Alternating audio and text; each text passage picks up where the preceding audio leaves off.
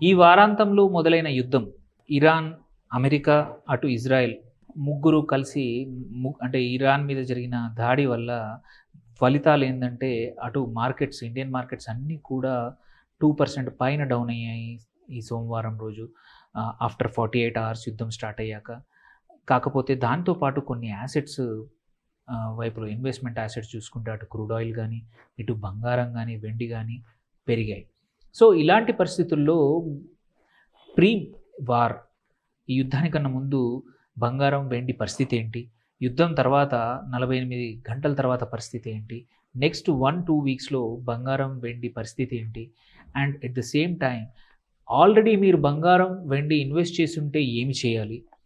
మీరు కొత్తగా ఎంటర్ అవ్వాలనుకుంటే ఏం చేయాలి? మీకిప్పుడు పెళ్ళిళ్ళ సీజన్‌లో పెళ్లి ఉంటే బంగారం, వెండి ఇప్పుడు కొనొచ్చా? ఈ క్వెషన్స్ అన్నింటికి ఈ వీడియోలో ఆన్సర్ చేద్దాం.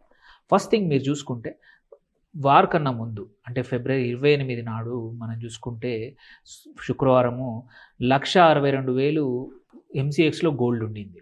సిల్వర్ వచ్చేసి 2,85,000 దాకా ఉండింది.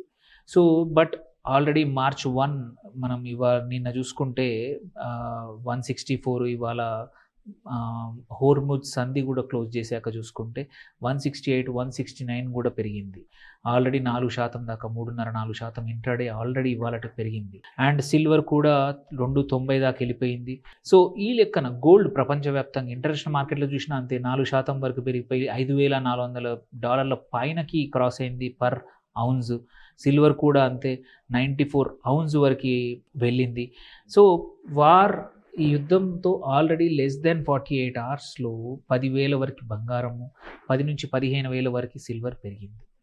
ఇంకా మర్చిపోకూడనిది ఏంటంటే ఇప్పుడే యూరోపియన్ మార్కెట్స్, అమెరికన్ మార్కెట్స్ కూడా ఓపెన్ అయితే ఇంకా కొంచెం పెరిగే డిమాండ్ ఇవి 2 రైజ్ అయ్యే అవకాశాలున్నాయి.